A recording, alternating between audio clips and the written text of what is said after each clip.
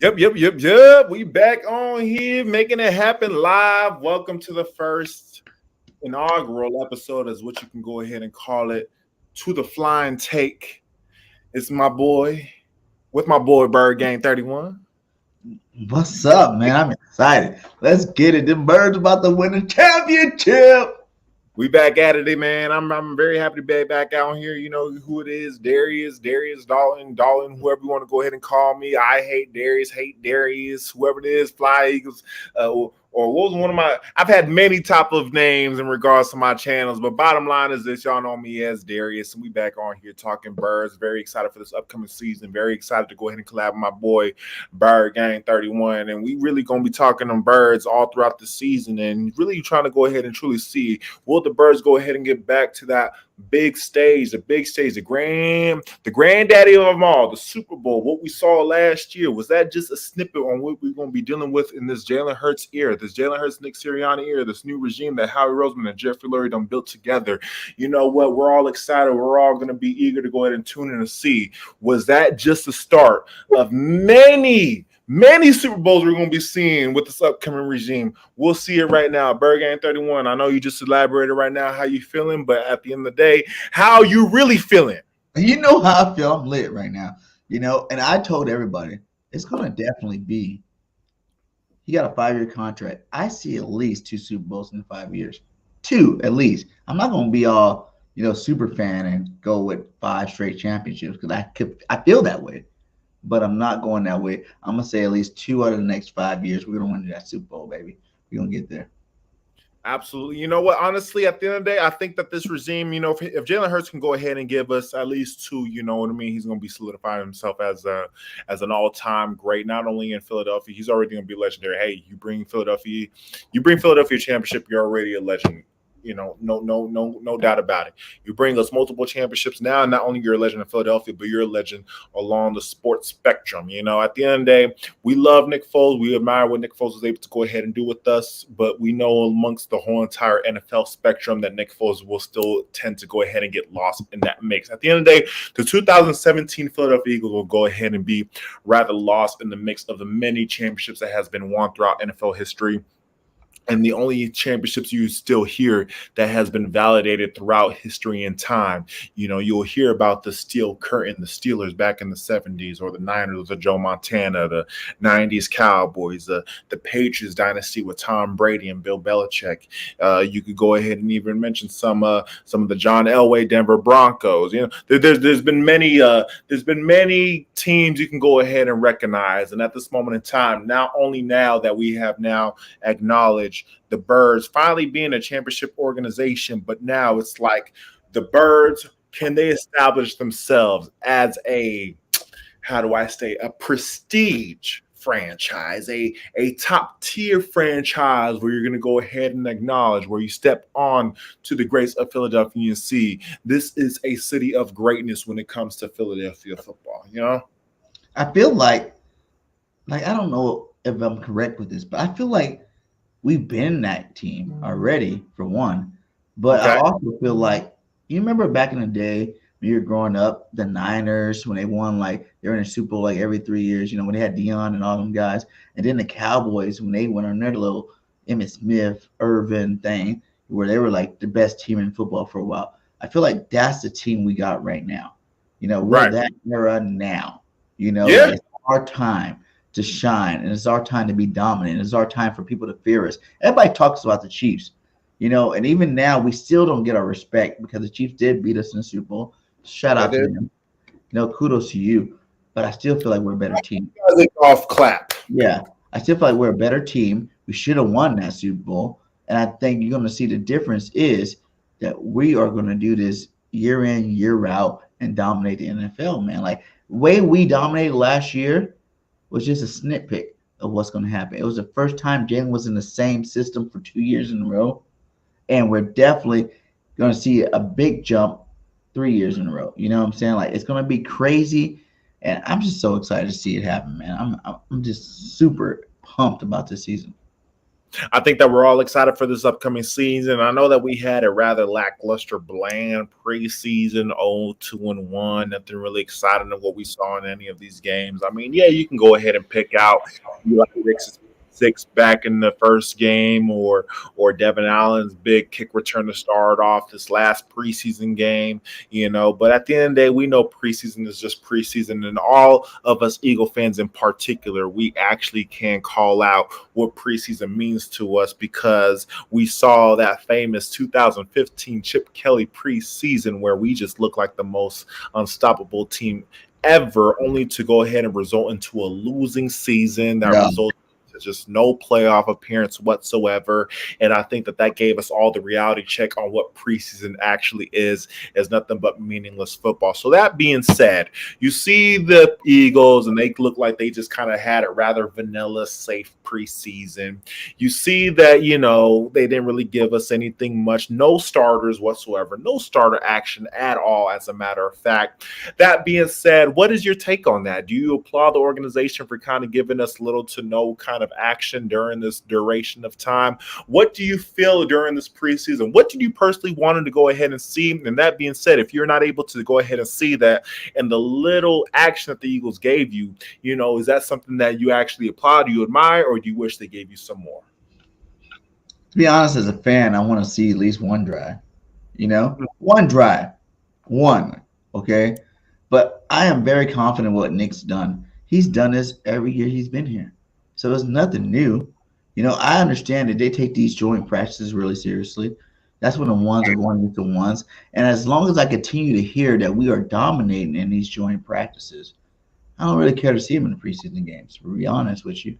But I did want to see, you as a fan, you want to see your rookies, your star rookies playing a little bit more.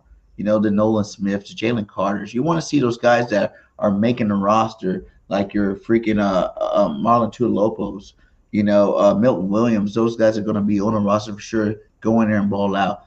But at the end of the day, it's better safe than sorry, and we got to go with what they've been doing. And what they've been doing is everybody's been healthy. We were one of the most healthiest teams last year when we went to the Super Bowl, and that was because we didn't play preseason games. No one got hurt in preseason games. So they were fresh for the start. We thought we were going to start out slow. We actually didn't start out that slow. So if we were starting out slow at the beginning of these years, I would worry about it. But since we didn't, we kind of hit the ground running in week one last year. We were a very dominant football team. So I see that happening again this year. So I'm not really too worried about it. Okay. For me, I definitely would go ahead and co-sign with that because I, for one, believe that they put a lot of work during training camp, during these individual practices, and particularly the joint practices that they had with these teams. I think that there was a lot of report that we had during training camp. I mean, I remember that during the Cleveland Browns week that even Reed Blankenship, he read down Deshaun Watson, picked him off 3 times for crying out loud. And so so with that being said, it seemed like they really made sure that they were going to be able to explore what they need to explore during these joint practices, because that's when other teams were going to throw their starters out at us. And that was the only time we were going to be able to go ahead and see real authentic football, because when it came to preseason, you were not going to go ahead and get any of these starters during the games whatsoever. So it's like, yeah, we throw out starters these games or during the first drive, and it would have been fun to see, but it's just like, how much would we be actually able to really take that in and see, like, oh, hey, is this truly our unit? Because the squad that they went up against and drove down the field was nothing but backup squads and guys that might not even be able to make the team. So I think that the Eagles, they really I'm happy that they played it safe. I think that fact that this was a team, remember, mind you guys, this was a team that had to play all the way up until February.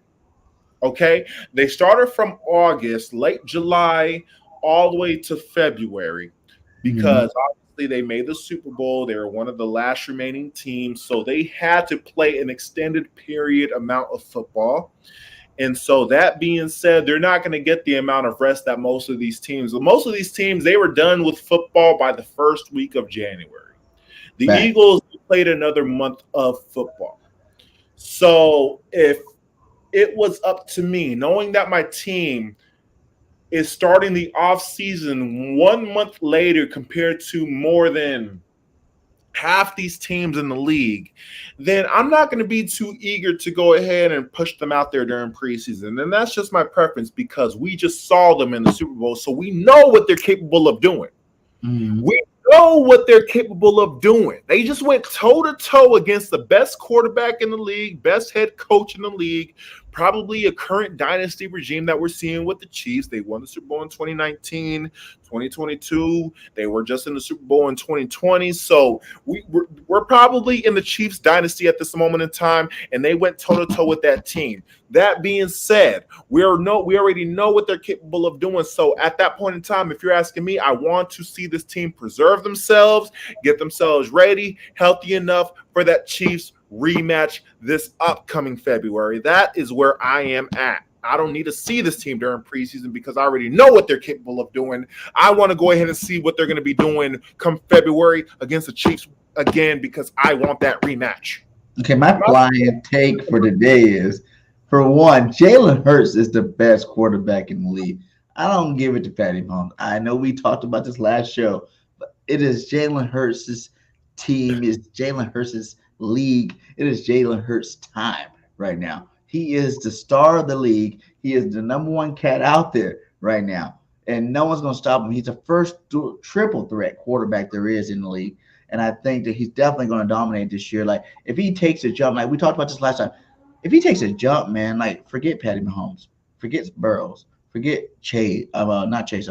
Herbert, forget Allen, all those guys. If he takes a jump like he took last year, this year, they would not even be in the same category of quarterback to me, to even be comparing the two. So that's my first, flying take. It's Jalen Hurts is number one. Patty Mahomes is 1B. I'll give him that. He's definitely a legend. I do love, Andy Reid, besides when he played the Eagles. Like, tell me this, though. Do you want to see him back in the Super Bowl, or would you rather just beat them in a regular season since we play them and then not see him in the Super Bowl? I think that I would rather go – for me, I know that we play them during the regular season, and I know that, that game is probably going to have a lot of eyes on it, and it's probably going to be a very entertaining game. It is in Kansas City, so they're going to have the home field advantage. And, I'll be transparent with you. This was a game that I have knocked down as a loss. What? I do. Look, we're going into Kansas City. We're going to Arrowhead, playing against the best quarterback in the league. Odds are against us. It's going to be hard to go ahead and pull out with the win if we are not able to pull out a win in a neutral site. If we couldn't pull it off in a neutral site in the Super Bowl, then I got to know if this team, how they built themselves up to know that they can go ahead and pull it off in Kansas City. Bottom line, point blank, period. So for me, at the end of the day, it comes down to this. Teams got lucky beating Tom Brady during the regular season, but when it came down to the playoffs, those very same teams that beaten Tom Brady during the regular season folded during the postseason because the postseason is just a different story. It's just a different season. So take it for this. If the Eagles were able to beat Kansas City in Kansas City during this regular season, right, during our regular season matchup that we're going to play against them, now, don't get me wrong, I'm going to be very happy and I'm going to be very excited, and that's already going to go ahead and prove to me that, yes, this team is very capable of beating the Kansas City Chiefs. However, when it comes down to the playoffs, it's just a different storyline. It's just going to come down to discipline. A lot of things come into play. The Eagles played a perfect game, but a couple of mistakes on the Eagles' side is what cost the Eagles that game as well. So it's just a different game that they play in the postseason compared to the regular season. It's just different. Yeah, I feel you on that, but we don't got Gannon no more. Shout out to Robert with the $5 super chat. Much love to you. And yes, I did know that choking is a synonym for the Dallas Cowboys. Straight up, they're going to choke this year. I know they got Trey Lance today, but that ain't going to help them out very much. But let's just shout out to you. That Dak Prescott's replacement. Yeah, it is Dak's replacement. Dak's going to be done. Oh, really? Done this year for sure. I think he's going to choke again. The Cowboys going to be like, it's a contract year for him. So he's going to choke again. There's going to be Trey Lance's team. We're going to have to deal with him for the next 4 or 5 years. I know I will say Trey Lance over the last couple of weeks, from what I hear, has been lighting it up pretty good. So, Dak better watch out, or it might push Dak to have a better season than he ever had before. Who knows? You think Cooper Rush does it, but ain't nobody scared of Cooper Rush. But Trey Lance is a former first round pick for the Niners, and he had some prime. Well, he only played like 3 or 4 games, since he's been drafted. So I do think that could possibly be the new Dak replacement in Dallas. So we'll see what happens there. He said, "Do you guys believe this is a top 5 defense or top 10?" I say we're number 1. Name another defense out there right now with the talent we have. You know what I'm saying? Name another defense with the talent we have. As fast as young as is pretty rugged. You said Niners? Yeah, Niners. I like well known. Everybody know what they have already. You know what I'm saying? Like, they know what the Niners is because of last year. But our defense last year, I felt like, was better than Niners defense. That's why we destroyed them 31-7 in the playoffs? They brought that defense. We destroyed those guys. Offensively and defensively, we destroyed the Niners. I don't really buy into the Niners being better than us. But I will say our team got better. You look at the losses we take, we had last year, and you're replacing them with players that I feel are younger, faster, bigger, and stronger. Hargrave, 10, 11 sacks last year. We're replacing them with a Jalen Carter, who is everybody, even the all-pro players on our team, from Lane Johnson to Kelsey to Fletcher Cox, all saying this guy is a monster, and it's going to be hard to deal with. Jalen Carter. Also, Jordan Davis is a beast this year. He's been beasting it out this year. So I don't know, man. I think that our team got better. Reddick's still going to be there this year. We got Sweat back this year, BG back this year. Nolan Smith, the draft pick's going to be lights out this year. I feel like when he's playing with the number ones, it's going to show his talent a lot more better. And for the, I just had a podcast with OG Wade. Shout out to you, OG. How are you going to stop Jordan Davis and Carter in the middle? You can't double team 2 people in the middle and think that you're not going to get destroyed on the outside. That's going to be something that's just undeniable. Our defense is so much faster than they were with a Sidney Browns. Edmonds is playing on our team. Even Reed Blankenship showed that even when we lost, CJ Gise last year, that he stepped in and we didn't skip a beat. You know what I'm saying? He had 6 interceptions, led the league last year. But when we brought in Blankenship, undrafted rookie, he didn't skip a beat.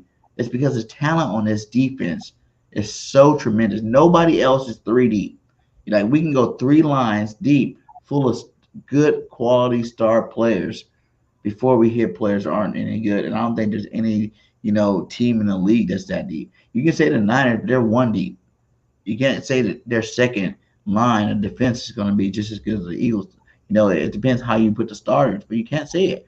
Right now we're that team to beat. We're going to break the sack record this year, and we're going to destroy it. I feel like I want to call this year a body bag league because we were already destroying teams by halftime last year. Think of every game you watched last year. How many of them where the game was over at halftime? It was over. Now, did other teams score more points when we went vanilla to make the game look a little bit closer? Yes. But at the end of the day, games were over at halftime. There was like 4 games Hurts didn't even finish the game. You know what I'm saying? And to have a dominating team like that, man, and getting big, younger and faster this year, I don't see no team standing a chance with us. Everybody say we got a harder schedule. So, they want to temper down on the wins. We won 14-3 last year. I told everybody we won 14-3. I told everybody we're going to Super Bowl. I'm saying 15-2 this year. One being because the NFC East always got one team. Whoever the crappiest team in the division is probably going to beat us once, just because they like to do that to us. Every year, whoever is the best, always lose to one of the division rivals. And then, like you said, maybe the Kansas City game, because Andy Reid is undefeated against us since he left. So that could be a possibility. Or we slip Andy up. Reid really hates Philadelphia. That's why he just coaches the game of his life against us. That's why I'm just done with Andy Reid, because he's just somehow turned into the best coach ever against us. Yeah. So I feel like if you're asking me, we're going to be the number 1 team defense in the league. We're going to have the number 1 defense and number 1 offense. We're going to be the number 1 team going into the playoffs. How do you feel about it? So as far as the number one defense, I mean, it's always a possible because, at the end of the day, we were a 70 sack team league last year. We're bringing back the majority of our starters that we had. The starting cornerbacks were James Bradbury and Darius Slay. We added more artillery to the defensive line after losing Javon Hargrave. We drafted Jalen Carter, bringing back, Fletcher Cox, Jordan Davis stepping into year two, Brandon Graham, Josh Sweat, Hassan Riddick. I mean, it's a very talented front four that we're going to be aligning, and then we're going to be switching and rotating in and out, in and out, in and out, in and out. So I think that this is still a unit that's going to be very, very, how do I say, this is going to be very commanding. That being said, this was also a unit that made me raise some questions whenever we played some quality offenses last year. We played against the Chiefs and we couldn't stop their offense. And yeah, I guess we can go ahead and blame Jonathan Gannon. If Jonathan Gannon is our scapegoat for last year, then so be it. You know what I mean? I don't mind blaming Jonathan Gannon, but at the end of the day, it's still the same kind of guys that we're going to be throwing out there. I remember week 1 of last year, we played against Jared Goff and the damn Lions offense, and they turned out to be a rather decent team, and we gave up 35 points against them, although it was garbage time points that they were scoring, and they were coming back on because we were up 38-14, but we still allowed 35 points against them. And I know that, I want to see how we're going to be facing when we play against the Dallas Cowboys with Dak Prescott. Yeah, we beat them with Cooper Rush, but when we played against them with Dak Prescott, they put up 40 points against us, They didn't play us with Jalen, though. Huh? They didn't play us with Jalen, though. Play us with Jalen. However, at the end of the day, it's like we got to go ahead and see how we can go ahead and step up against them at their full strength just as much as we want to see them play against them at our own full strength. Because, yeah, we played against them with Cooper Rush, but we see how Jalen Hurts during that moment in time. But Dak Prescott tends to go ahead and put up kind of some respectable stats against us annoyingly. And I say that annoyingly because we tend to just allow that for some reason. We allow that. You could look back at these numbers. You can look back at some of these games. Dak Prescott against the Eagles. He's mediocre everywhere else. He's mediocre around the rest of the NFL. He could be a mediocre quarterback. I can't really be buying into it and say, yeah, Dak Prescott is very mediocre, because I know when he plays against the Eagles, we tend to go ahead and allow him to go ahead and be a decent quarterback, which bothers me about this team. So for me, the Philadelphia Eagles, let me go ahead and respect you guys as a defense and go ahead and, yes, stop these Dallas Cowboys and Dak Prescott in that offense. Don't allow any other quarterback, any of these respectable quarterbacks come in and dominate you. We got Aaron Rodgers this year. We played the Packers last year. We beat them 40-33. It was still a shootout. We played Josh Allen this year in the Bills. We played Patty Mahomes this year. We got these tough games coming up this year that I got to go ahead and see where this team is going to step up and play some good defense, because when it came down to it, and this is both not just last Super Bowl, but both Super Bowls.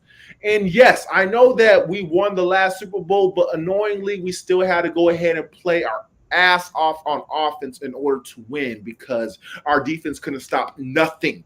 We couldn't stop nothing on Brady's side. 500 yards, 33 points. Any other team would win that game.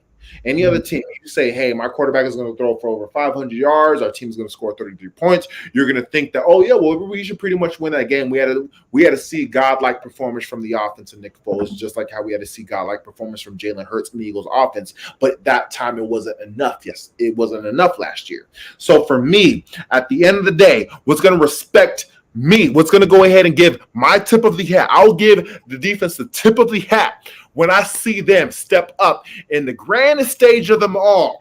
Okay? I'm tired of blowing little – people forget. We were up by 10 points, 29-19 in 2017, just as much as we was up 24-14 last year in the Super Bowl. We had 10-point leads these last 2 Super Bowls we were in, and we blew them both. We trailed both times we were up by 10 points in these Super Bowls. And if I had a dominant defense, if I had a respective defense, my defense will not allow me to cough up those 10 points, especially if my offense is continuing to score like what Jalen Hurts was doing with that Super Bowl MVP performance and like what Nick Foles was doing in the Super Bowl MVP performance. So maybe I'm a little bit still pissed off at our defense. Maybe I'm a little bit still annoyed. Now, I know the field condition was piss poor. I know the field condition was just was pathetic. I don't even know why. I don't even know what they did with the field conditions. It's actually pretty sad when you actually hear how they prepared. It's just like, what were you guys actually thinking when it came to that? Did you guys actually was it like, not even trying to step into the conspiracy theory, but it's almost like, did you guys actually want us to lose? Right. Because of how poor the field condition was. You know what I mean? As much as I want to fall into that storyline, I'm still going to go ahead and give our defense, hold our defense accountable and saying, no, you guys still should have stepped up and stopped them when we needed to, because we were giving you guys the points. We were giving you guys, the support that you guys needed. So at the end of the day, I need our defense to step up when it matters most. We could be the best defense during the season, and possibly we very much can be. We very much can be. But when it comes down to it, I don't want 41-33. I don't want 38-35, bro. I don't want that. I'm tired of shootout Super Bowls. I'm tired of it. But I pull my hair out during that time. You know what I mean? Right? It's stressful. Come on. How is our offense? We're seeing our offense performing better than ever, and it's barely good enough to still win these games. I need our defense to step up when it matters most. So hopefully, if we get back to that Super Bowl, I need our defense to shut down Patty Mahomes for 14 points in our offense, 28, 14, 31, 14, 31, 17, whatever the case may be. I just need our defense to go and step up when it matters most. See, what I think is, it was Gannon. You've already seen in the preseason, Desai blitzes a lot more than Gannon. Desai brings the pressure a lot more than Gannon. And he also runs the defense a lot better than Gannon so far. That's why you see all these young stars like Ricks and what's Job and all these guys looking good in that secondary. Sidney Brown looking good in that secondary, because he runs a similar defense, but he brings a little bit more pressure. I think he blitzed 10% more than Gannon did last year. So that alone, you think about every single game. Like, I understand what you're saying. We gave up a lot of 10-point leads, right? Or a lot of leads in general last year. But you got to realize we were in vanilla mode, okay? After that big first half lead, we kind of went to vanilla mode. And some of those games we even had our backups in. So I don't ever look at that and be like, oh, well, our defense wasn't that dominating, because we were dominating enough to go that first half and be up by double digits. Teams don't really do that. I know it's the NFL. Anything can happen in the second half, but we still won those games. Now, Gannon was a little bit more passive than we liked. At the end of the day, Gannon still had the best defense the Eagles ever seen, ever. Like, we never had a defense with that many sacks. We never had a defense, be that dominant with turnovers and whatnot throughout the history of Philadelphia. So if we're getting another guy in that's a little bit more blitz happy than Gannon, a little bit more strategic than Gannon, then I feel like our defense is going to be that much better. And that's why I'm very confident to think that you look at the studs on our team, we're going to break that sack record. We might even break it by week 14. You know what I'm saying? By week 14, average sack record will be gone, because there's no way you can double team more than one player on our defensive line, period. How can you double team more than one? And I think after the offenses look at the tape from last year, they're going to be like, okay, well, we didn't see nothing in the preseason, so let's go with what their bread and butter was. Hassan Reddick, Sweat, BG, the ones that had the most sacks came off the outside, right? But Jalen Carter and Jordan Davis are going to be that much of an impact in the middle of this defense that you're going to have to double team. Jordan Davis, you got to double team, period. You see him when he was playing before he got hurt. He was already getting double teamed. He was already getting triple teamed as a rookie. We were a top 5 run stopping defense when he was in there. And to have his boy Jalen Carter and these Philly dogs in there, man, it's going to be impossible to stop him. Because you're going to have to double team Jordan Davis. He's too big of a guy. He's on. If you one-on-one with him with a center or a guard, he's going to definitely run him all over. You know what I'm saying? So I feel like this year it's going to be that much more easier to get these sacks. And quarterbacks are going to be running for their life all season long, man. It's going to be crazy. So that being said, I'm going to go ahead and pull up the Eagles schedule right now, y'all.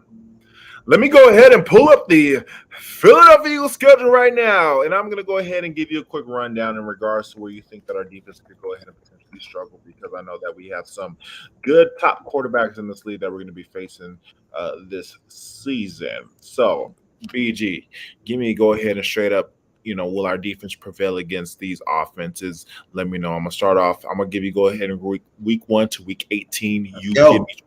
You say yes or no, okay? You say we stop them, we don't stop them, okay? So that being said, week 1, Mac Jones and the Patriots offense. Destroy him. Matt's going to be running for his life all game long. Kirk Cousins, week 2. Destroy him. We beat him last year. Baker Mayfield at Tampa. Baker who? Done. Exactly. Sam Howell and the Washington Commanders. What? Who? All right. Matthew Stafford at Los Angeles. I don't know why the Lions always get the trouble, though. But they don't have Swift no more. And I know they got some other good running backs. And I love Amon. Matthew Stafford, Los Angeles Rams, excuse me. Oh, Rams. Okay, yeah. Matthew Stafford, my bad. I switched it up. I'm not worried about Stafford. He was out all last year. He's going to take him a minute to get adjusted back to this year. So we're going to get them, too. Ooh, okay, well, Aaron Rodgers at the Jets. Now, listen.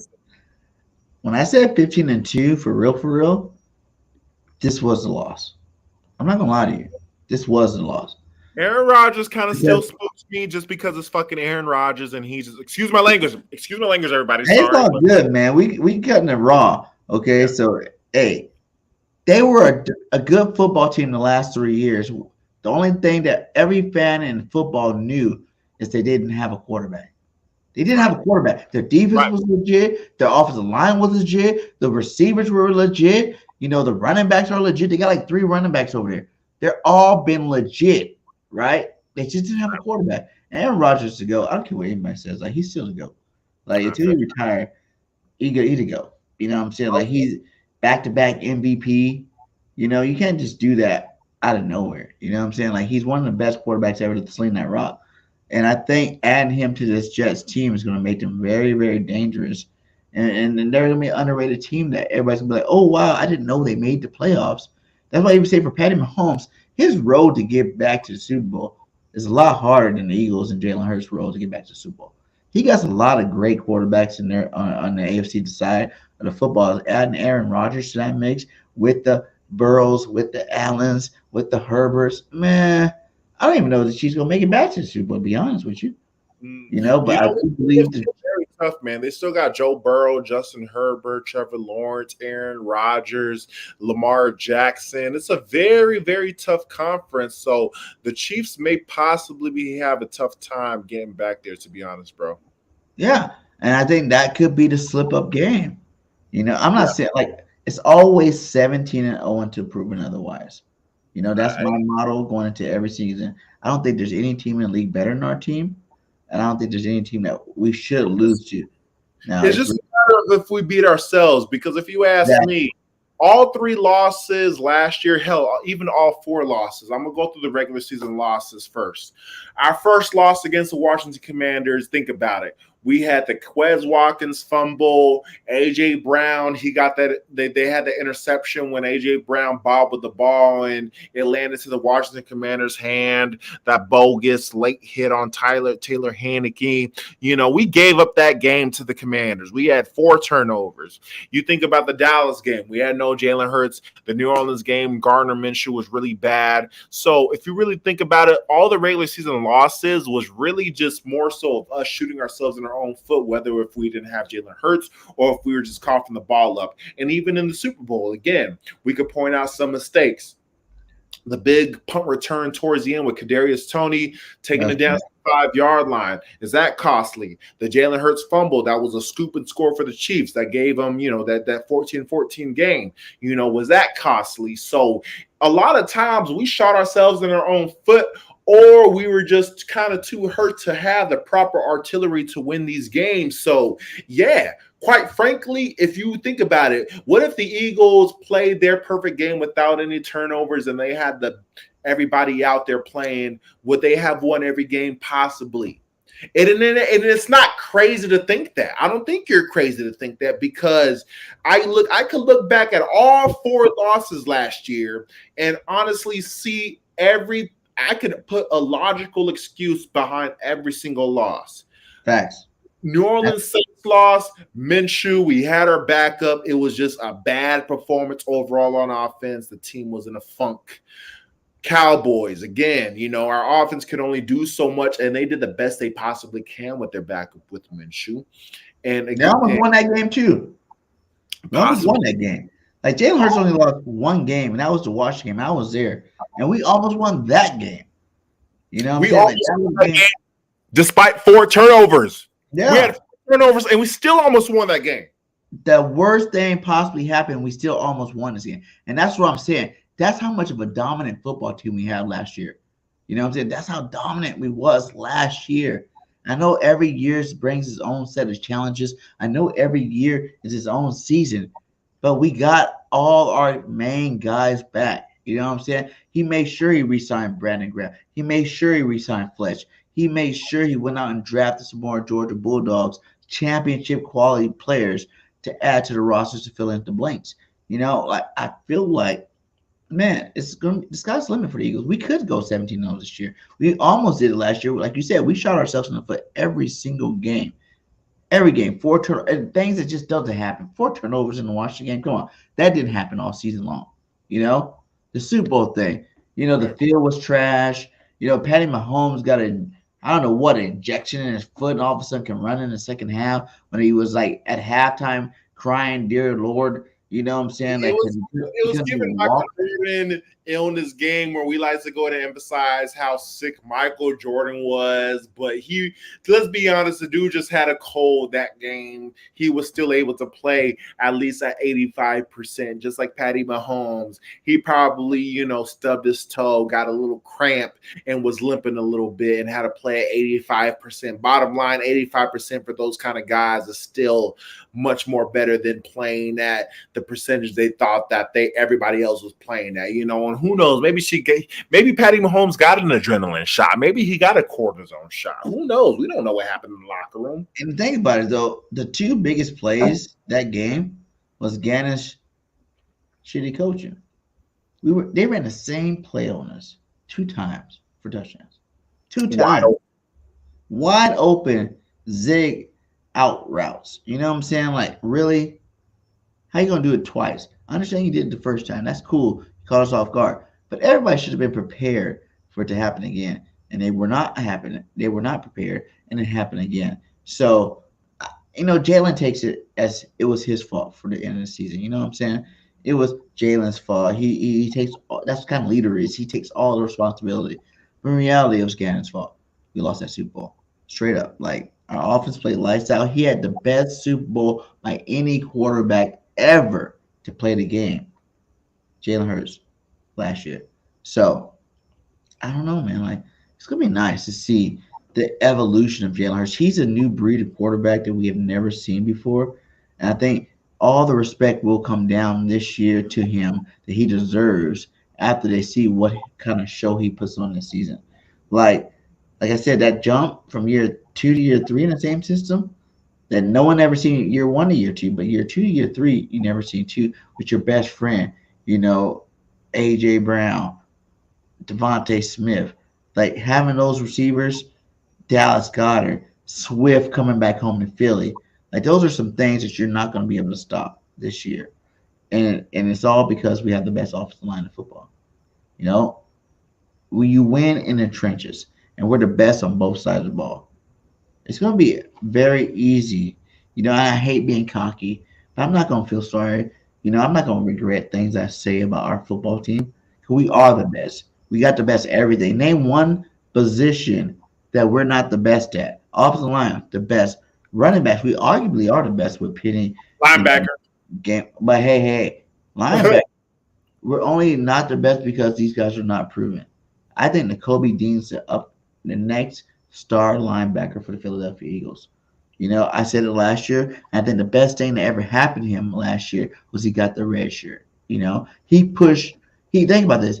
Like, I was with OG Wade last week. He pushed Kaiser, White, and TJ Edwards to become like almost Pro Bowl type caliber linebackers. Because they knew if they slipped up one time, Dean was going to be on the field. When he did play, you seen the type of action he did do. You know what I'm saying? What, one of those games he had 10 plus sacks or something like that? I mean, not sacks, but tackles. Because he was that good, he pushed those other guys and elevated their game to that. And I really feel like this year, with the rest of his Georgia Bulldogs, Nolan Smith's playing a little linebacker this year, you know, and Zach Cunningham's having a great preseason, man. Like right now, they are locked in as a 2 linebacker starting this year, and I love to see what Zach done. He's been a starter before, you know, and I think they're going to dominate that linebacker position to a point where you still got Murrow, you still got Ellis, you got these other linebackers that also play on lights out. Plus, you got Nolan Smith that they say going to have play some off-ball linebacker. We're about to dominate this season, man. It's about to be crazy. You know what? I would love to see our linebackers prove themselves up to go ahead and be a respectable unit at this moment in time. I don't need them to go ahead and be a top-tier unit because I believe in our defensive front. I believe in our secondary. I believe in the support we have in our cornerbacks, even with our safeties that we have. I'm excited for Terrell Edmonds, Reed Blankenship, Sidney Brown, who's continuing to go ahead and grow and develop. Kayvon Wallace, he's always looking like to be a contributor to as well in our secondary. Avonte Maddox in our slot. So I am sad, very sad about Zach McPherson. I am very sad about that. I wish him a very healthy, speedy recovery. Who do you think gonna take that spot? Who do you think it's got to be Madden still gonna start? It's got to be Riggs comes in and takes over Madison's spot. You know, I like Josh Jobe as well. I think Josh Jobe is pretty decent. I like, but Eli Riggs though. You know, I think we want to go ahead and see more of that. You know, we want to see, does he have more of that big play potential in him? And if that's the case, then that'll be great to go ahead and add into it. So that being said, you know, let's go ahead and see who's going to go ahead and step up. That being said, I think that I'll go ahead and give you all this. I'm gonna go ahead and give you the realest thing right now. Okay. And by the way, everybody, again, this is the first official episode of The Flying Take. The Flying Take right now brought to you by my boy BG31. It's your boy Darius, aka Dalton on here. We going ahead spitting back at it every weekend, all right? Every Friday or Saturday, whatever, we're going to go ahead and come on here spitting birds prior to these games coming up. Football season's back around. This is The Flying Take. We're going to be flying and taking everything. Give him. So that being said, let me go ahead and give you what I truly think about this team. Okay, again, this team is the top dog of the NFC. This team has proven to be the top dog of the NFC. Any type of other capable, any capable of team that I can go ahead and see, I'm going to go ahead and give the Cowboys, a little bit of tip of the hat, but I'm going to go ahead and peel back a little bit because they still have a lot of concerns, if you ask me. Look, one of the other good quarterbacks that you saw in the NFC went to the AFC, and that was Aaron Rodgers. Right? You know what I mean? Tom Brady just retired, right? And when it comes down to other quarterbacks, you can go ahead and consider, we all got excited about Brock Purdy until he stepped into Philadelphia and everybody was like, well, Brock Purdy's a 7th-round quarterback and he never was supposed to go ahead and be there. But y'all were not saying that before he stepped into Philadelphia. Dak Prescott is, he's here and there. Well, guess what? They're just trading for Trey Lance, who could possibly be a replacement for Dak Prescott. So that being said, who is really going to go ahead and step up to the Philadelphia Eagles? They are the top dog of the NFC. So that being said, I don't need this team to be perfect all around. So if they're in a position where linebacker is a possible position where they have to prove themselves, then, so be it. So be it. That's fine. That is okay. They can afford to go ahead and step in. We have some guys like the Nolan Smiths that you just mentioned, the Nakobe Deans, we have guys that can go ahead and possibly step in that can fill in that void and make themselves more of a concrete starters, I guess you can go ahead and say in the meantime. So we don't have to go ahead and put too much pressure because every other unit, if you ask me, is outstanding. The defensive line, the cornerbacks, the secondary. And obviously on the offensive side, this is going to be a very offensive heavy team that we're going to be seeing this offense putting up a lot of points. So that being said, not to go ahead and just make it seem like I'm not worried about anything, because we're always worried about something. For all we know, what you heard. Don't say it live. Don't say it live. What you heard me saying was knocking on wood. But when I knock on wood, you already know what I'm knocking on wood for, because yes, things can happen in the NFL. It's the don't NFL. say it live, man. Don't say it live. I rebuke it. I rebuke it. Don't So say we're it live. going to knock on wood and not say anything, but just know why I'm knocking on wood. You know why, fans. You know why he's saying it. But and that will be the only reason why the Philadelphia Eagles don't get back to the Super Bowl or NFC Championship game or don't win the division. That is where I gotta be as transparent as possible with you guys, because I believe in this team.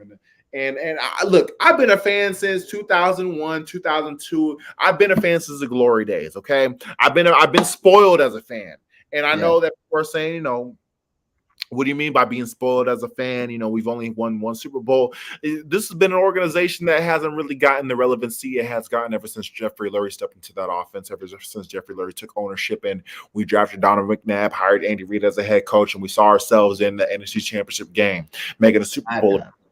Exactly. What I mean? We've seen ourselves popping up with that championship potential team year in and year out. So I became a fan during that moment in time. So to actually see us fulfill that, to actually see us be able to achieve it, now it's becoming a bit of an expectancy from me.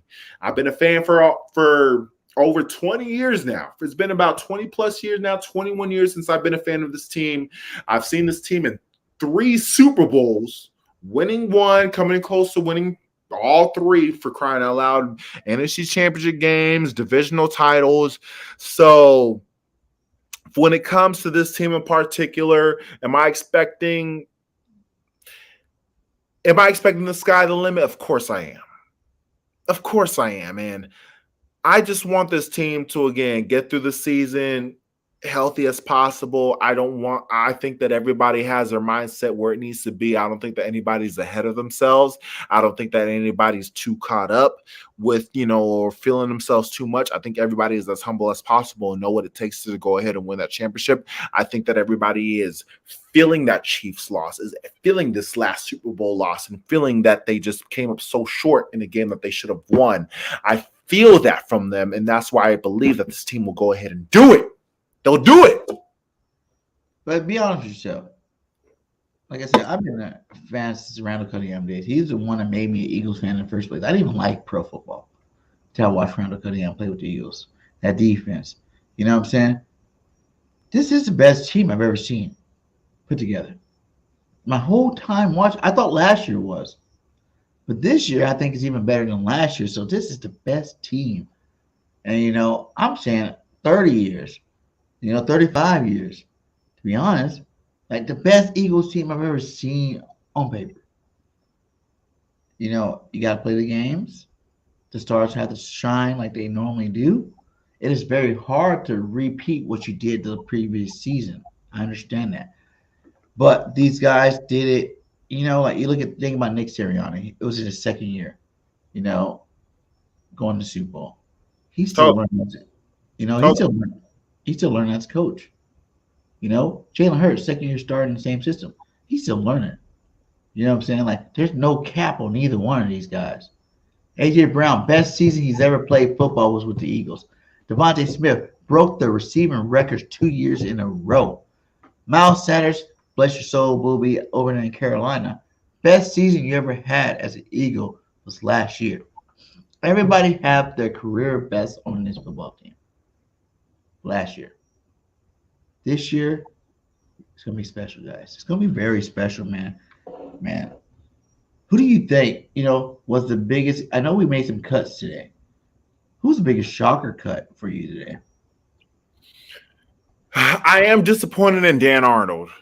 I thought that Dan Arnold, I liked what Dan Arnold, I like what Dan Arnold did in Jacksonville. I thought that Dan Arnold was going to be a solid tight end 2 for us. I know that we had Jack Stoll and Alcantara. They filled in the void last year pretty good for us, pretty efficiently for us. When Dallas Goedert went down, and even during the season when Dallas Goedert was healthy, they were able to be some extra artillery for us. But I was disappointed in Dan Arnold. Also in Tyree Jackson as well. It was pretty sad because I thought that Tyree Jackson, his size, his built 6'7", 250. I thought that was a physical specimen. I know that everybody was excited for him, and after 2021, he did go down with that injury in 2022 that made him miss that whole entire season, and I felt like that hindered his career, and he just never was able to go ahead and bounce back. So, but mainly though, Dan Arnold, again, I want you guys to go ahead and go back, you know what I mean? Look at some Jacksonville Jaguars plays, and Dan Arnold, he was able to contribute in some plays and some exciting moments during there. So it is pretty kind of shocking and surprising to see that he never necessarily resonated out here in Philadelphia. So that was a bit of surprising. We'll see who else that they're going to be cutting throughout these next several days. But for me, it was, again, at this moment in time, I'll say is Dan Arnold. What about you? I would say the same too, because Dan Arnold was a starting tight end in the NFL. Yeah. But he was a starting tight end. Yeah. But Calcaterra last year, he had some good plays. He reminded me a little bit of the tweener between Zach Ertz and Goddard last year, the way he played. But Jack Stoll was definitely making the team. He's the best blocker on the team, so you already knew that was a lock. He might not be the best receiving tight end, but you already knew that was a lock. I'm happy that Jackson got released finally, because we've been experimenting on him for 3 years now. Yeah, he's never producing nothing. So all the hype from him just kind of every year it kind of dwindles a little bit more and more and more to the point where I don't care he's on team anymore. Now, like I said, we got a lot of cuts left to make, because this year we're going straight from the 90 to the 53-man roster. And I'm excited to see, who do you think is going to be a surprise player that get cut that you didn't think was going to get cut this year? So are you asking me who might be a surprise cut for me? Yeah. Still left. Okay. So who might be a surprise cut? Possibly Britton Covey. Ooh.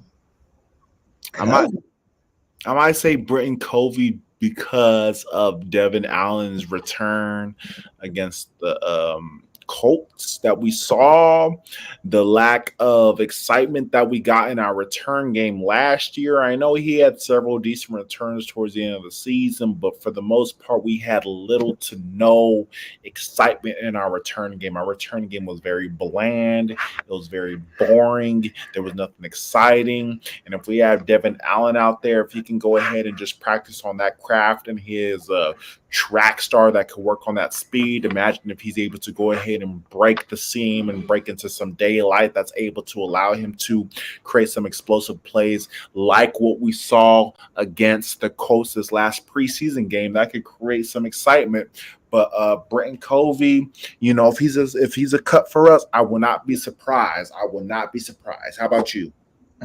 Surprise cut. I'm gonna go big with it too, because I doubt anybody think it's really going to happen. But I'm looking at this running back position, man. And it has to be Penny or Scott. One of those guys I feel like can get cut. No, not Boston Scott. Don't tell me that. Everybody love Boston. Hey, I love Boston. Oh, he's only the giant killer. The rest of the year. That's our baby, though. What? That's our baby. Boston Scott's our baby. I know, but I'm just saying, with the talent at running back, Penny even too, he possibly can be cut this year. Yeah. How do you feel about that? So speaking of this running back, Jonathan Taylor, they're talking about the Eagles are pursuing him really hard. Would you, if you were Howard Roseman, go ahead and go all in on a season and have Taylor Swift as your running back duel? You know what I'm saying? Have Taylor Swift as your running back duel this year. And then you can cut Penny. You can really cut Scott I'm at that gonna point too. keep it a buck right now, bro. I'm not gonna lie, bro. Jonathan Taylor is someone that you have to go ahead and give 50 to 20 carries a game, and he demands that and he wants that. That's why he wants to go ahead and be respected as a back, where you're gonna be like, you give me the ball 50 to 20 times a game. And I feel like that kind of hinders our offense just a tad bit. Miles Sanders did it last year though. Yeah, okay. Well, but was Miles Sanders ever demanding that? Yeah, because he knew it was a contract year. We had to give him the ball. We had to give him the ball last year. Well, that's the nature of the NFL. We know when it comes to a running back contract year, we're going to go ahead and wear that running back down like the Dallas Cowboys did with DeMarco Murray in 2014. That's why we fall into that hype in 2015. Because we knew that, because they knew that we just ran him to the ground. So with Miles Sanders, we possibly Taylor too, though. It's contract year for Taylor.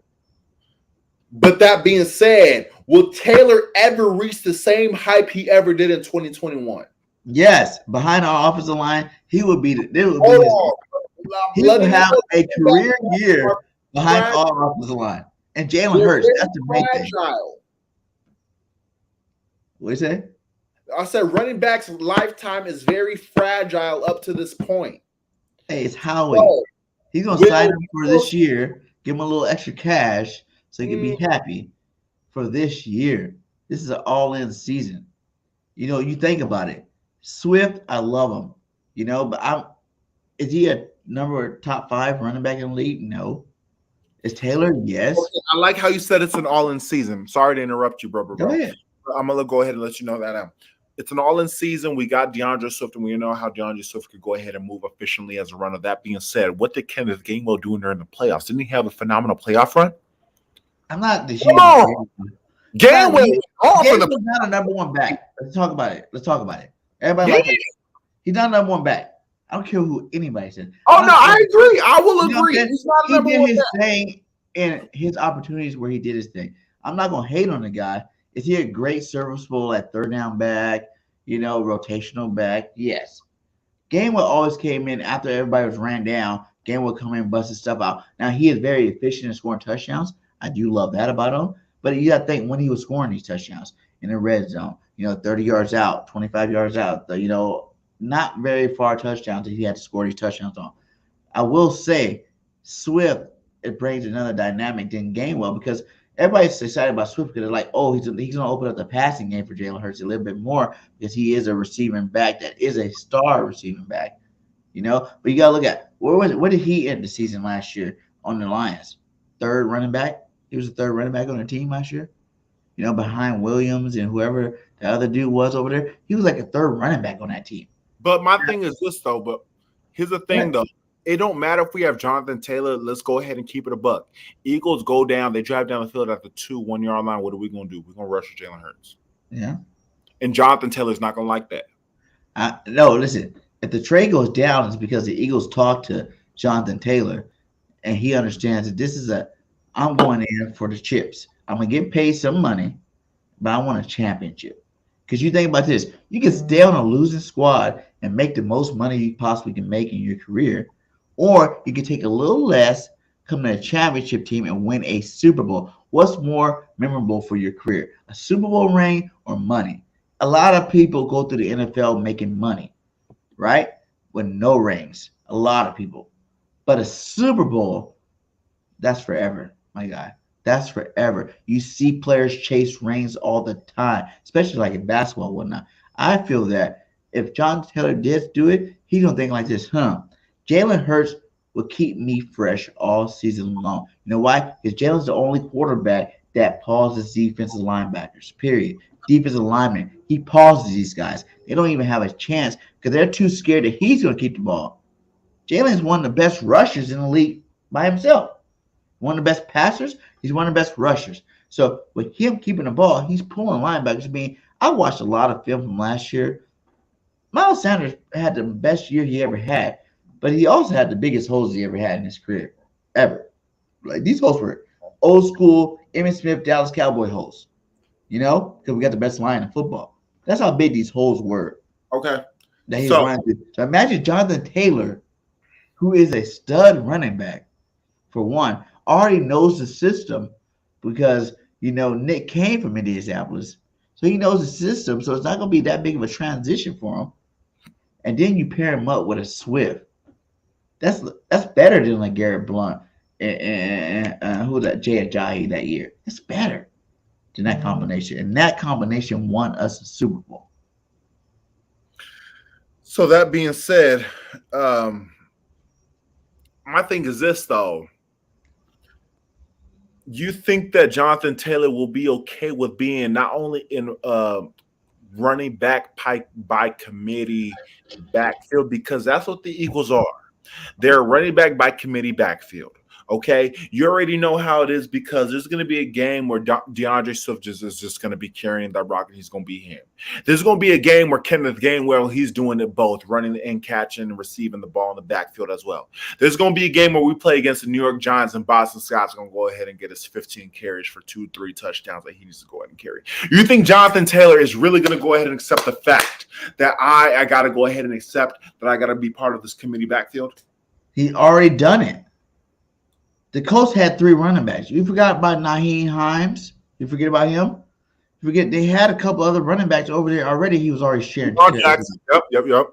Hines was a good running back. He's already been sharing carries. So it's not like you're changing anything from norm, except for you're guaranteeing a Super Bowl.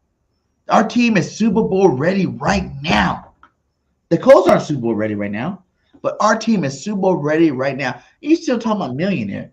He wants $16 million. How do we give him 1 year for 12? We got the money to do it. Howie's a master at the cap.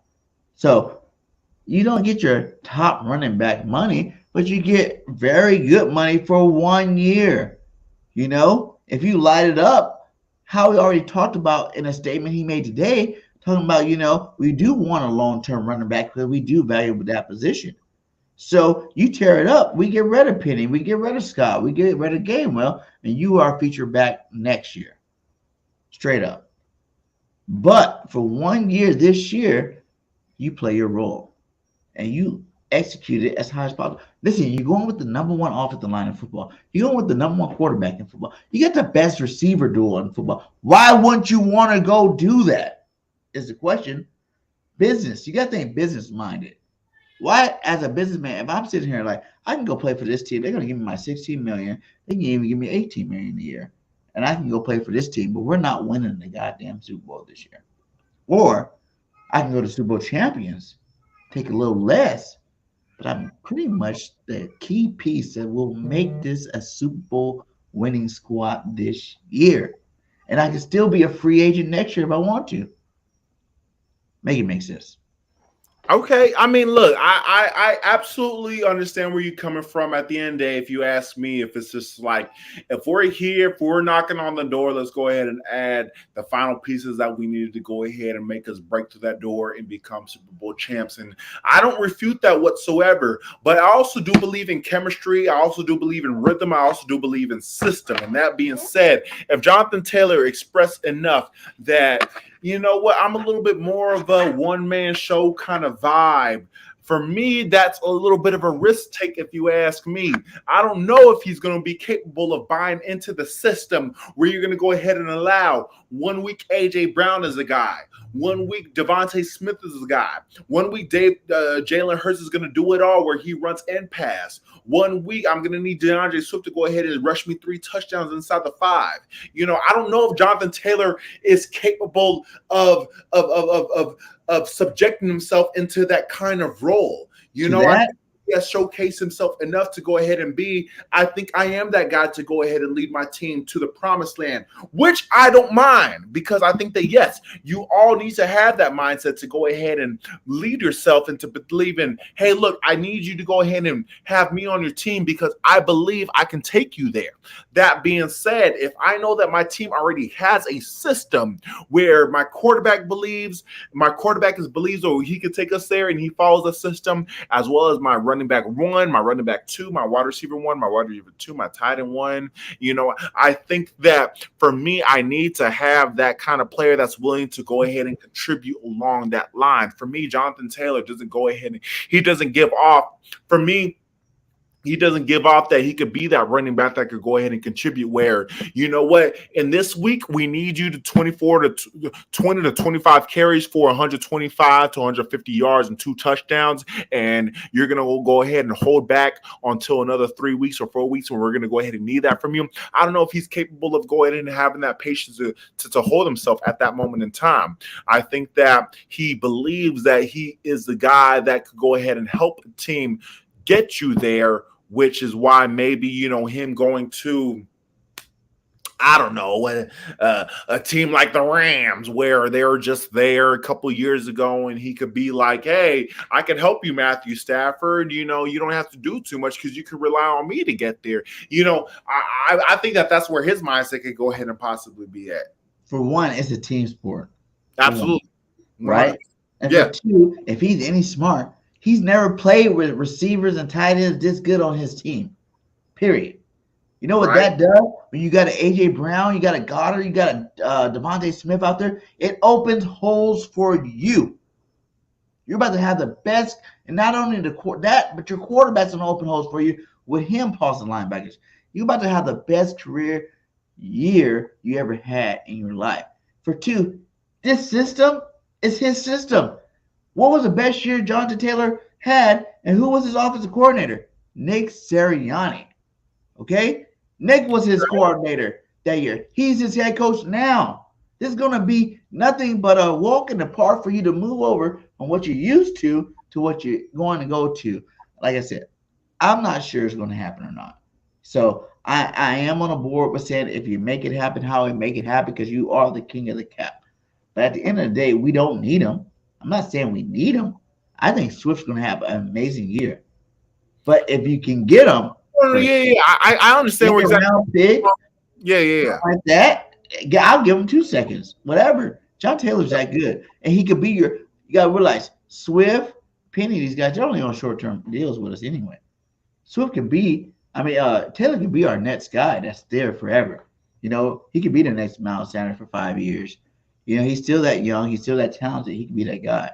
Totally. So it's like one of them things. Like, do you throw your cards all in, or you don't? Because we might need it for something else. I like how he does it. If he does do it, it's not going to be this week. It's not going to be next week. He's going to see who gets cut off everybody else's team. He's going to see who can plug off anybody else's squad before he does it. But by week one, the end of week one, if he feels like it would better off the team and the backup players that we have, whatever position he feels is weak, is doing their job, I think he pulls the trigger on it.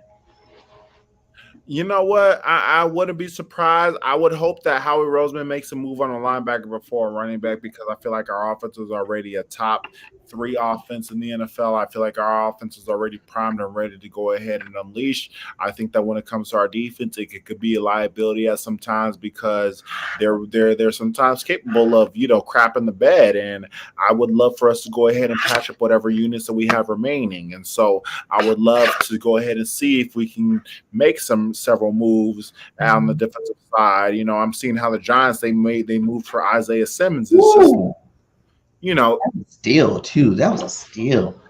For me, it was just like, why couldn't we do that? Right?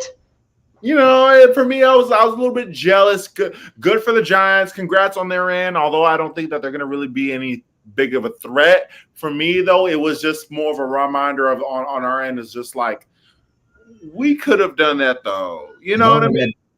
We got Danny food stamps. I ain't worried about the Giants. Exactly. Footsteps. I'm making sure that Danny food stamps. He ain't worth a dollar. He ain't worth a quarter. Is Danny food stamps? He's not that great. Exactly. But hey, man, before we get out of here, let's talk a little bit about week one a little bit. I know it's a little early. Yeah. I was gonna say we wouldn't tap into it. I think that again, we got several Fridays. I know next weekend we don't have football, but the following weekend we will. So we have 2 Fridays till 2 Fridays, 2 weekends till the official kickoff, the opening weekend. So that being said, we can go ahead and flirt a little bit. I don't want to talk about the actual game. I'm just talking about some players, right? Okay, let's go ahead and do it. Be starting by that game. Like, do you think Jalen Carter's done enough to start over Fletcher Cox? Do you think Jimmy Brown's done enough to start over at Edmonds? Do you think, a Ringo, a Job, a Ricks is good enough to start over a Maddox? You know what I'm saying? Those are the things I'm talking about for that week 1 battle. I think that if it comes to anybody that could be a surprising starter for us, it's going to go ahead and be, and excuse me because my baby might be crying in the background. He kind of going through some type of 6-month regression where he's just kind of limiting his sleep. So he's kind of going through crankiness during this moment in time. So we have to put him to bed soon. So sorry if you guys hear any baby crying in the background. We love the babies, man. We love the babies. Man, I mean, look, he's everything to me, but he also makes me pull my hair out at that moment in time. He's letting it be known that right now that, hey. I got 5 of them, Dalton. So he's literally I did that 5 times already. So for me, it's all good, my guy. Do you think? He's telling me right now, I know you're talking about the birds pops, but my needs matter, but I'll get to him in a second right now. Yeah, everybody get about here. So let me go ahead and break it down to you real quick. I think that Jalen Carter, I think that we're all very excited for him. I think that, Fletcher Cox, I would love for him to go ahead and kind of rotate in and out a little bit more and more. I think that if anything, I would love for Jalen Carter to go ahead and fill in the place for Javon Hargrave. So if it's to go ahead and come down to my ideal starting 4 offensive front will be Brandon Graham, Josh Sweat, Fletcher Cox, and Jalen Carter. Ooh. That will. Oh no, I forgot about Hassan Reddick for crying out loud. Damn it. See, that's how stacked we are. Think about it. I named a very good front, and I forgot about Hassan Reddick. So linebacker though, so he's gonna come off the end. It'll be Hassan Reddick, Brandon Graham on the edges, Fletcher Cox, Jalen Carter on the interior. You had it right the first time. It's gonna be Sweat and Graham on the ends, with I believe Jordan Davis and Cox with a Carter rotating in very heavily in the beginning. Now by the middle of the season, I think he takes over. I think he takes over Fletcher Cox. I don't think he takes over Jordan Davis because Jordan Davis is looking great right now, and he's playing at a high level in this preseason. But linebacker wise, we do still run like a 4-3 because Reddick is a linebacker, and he's our outside linebacker that is rushing every single down. So we play that 5-man front for a reason because of that. And I really think we're going to play a lot of 6-man front this year. We run a 4-6. And you got Reddick and Nolan Smith coming off that end. Because I said that, I had said it'd be awesome if we can find a defense where you can have Nolan coming off one side and Reddick come off the other side. Because that would be even better than last year, right? And I've seen them run it in the preseason games where they had 2 linebackers come off that end. So I think that's going to be a staple defense for us this year, and we're going to be able to really capitalize on that one. But yeah, like you said, like that, he's a monster, Carter is. But at the same time, Jordan Davis is way more of a monster. There's not when Carter stood next to Jordan Davis, he looked like a high school football player. You know what I'm saying? Like there's not very many guys that can make people look small like that, and that's Jordan Davis. And I think the last practice they were reporting on, Carter had a sack, Davis had a sack. They're both getting after the quarterback. That's really going to make our, interior defensive line unstoppable this year. Right. So then that being said, then I mean, if we have our defensive line, well, our defensive line is already going to be naturally rotating. You know what I mean? They're going to be naturally rotating in and out. What about our linebackers, though? Patrick Johnson, Nakobe Dean, Zach Cunningham, they could all be honorable mentions. Kyron Johnson, you let me know. Which one is it?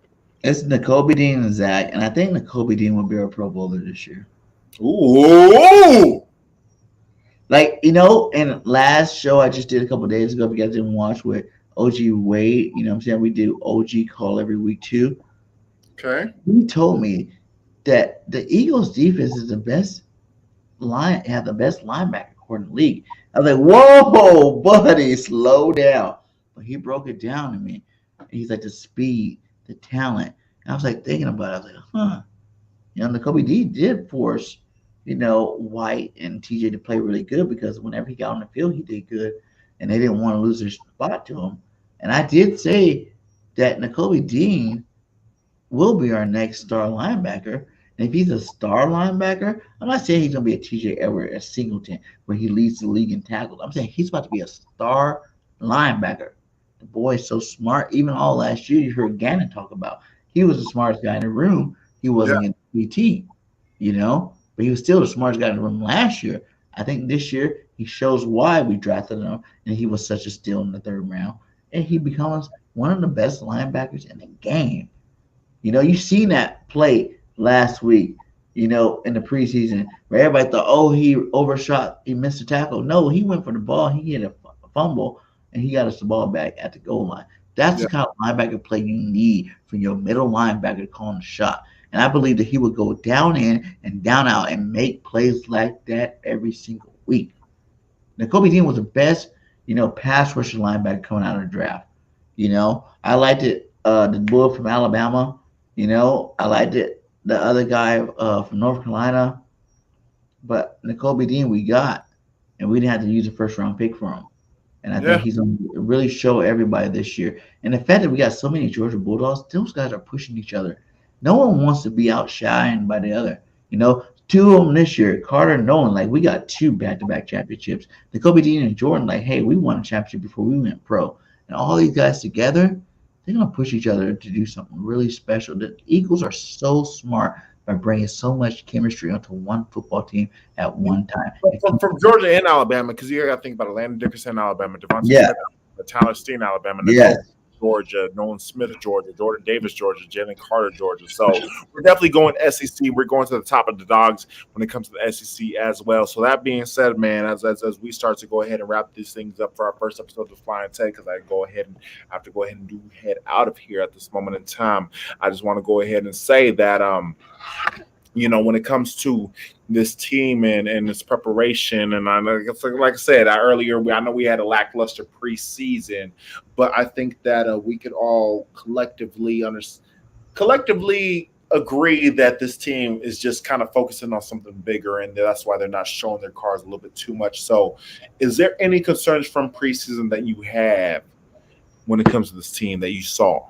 No, because even last night, everyone's like, oh, the Coast Blue guys out. They were playing their starters against our third string. Anthony Richardson was out there till halftime, for crying out loud. Yeah, against our third string guys. Come on. Right. Like, we are built different. We are going to win football games this year. We're going to be more dominant than last year. So you guys sit back, relax, and enjoy the damn ride. Because it's about to be something special. Last year was special. It's going to be even more special this year. And hey, salute to you for our first episode. The Flying Take. Make sure you guys lock in, subscribe to both channels. Link should be in the description. So we're going to bring that fire to you every single week. Flying Take. We back here. We're going to be here. Eagles fly. All right, man. Hey, look, I appreciate you, man. I always agree. We always excited to go ahead and come on here, man. I know you always reach out and looking to go ahead and work, and I appreciate that, man, because anytime I'm able to come on here and to go ahead and get that work in, man, I definitely do think of you, because I know you're ready to go ahead and talk birds, and that's just all we want to go ahead and do is come on here and talk birds and give folks what we want, and that's nothing but talking birds. So that being said, thank you, everybody, for tuning in to our first official episode of the Flying Take, man. It's my boy BG31. You already know who it is. Darius, Dalton, aka we coming on here. We'll be back on next weekend, as well as we start to go ahead and prepare for week 1 of the NFL season. We'll go ahead and give you some season predictions, and let's go ahead and have some fun. Predict some certain stats for our individual players, like Jalen Hurts stats. We can predict some DeAndre Swift stats, Kenneth Gainwell stats, Devontae Smith stats, AJ Brown stats, Dallas Goedert stats, Darius Slay stats. We could go ahead and get all to it and have some much fun before kickoff against the New England Patriots. And we're going to know the 53-man roster by then, so we can definitely dissect it. We'll know the 53-man roster by then. That we'll be ready for that, man. So that being said, I'm out, and I always say it: go Birds and fly Eagles fly. We out. Fly Eagles fly, man. Appreciate you.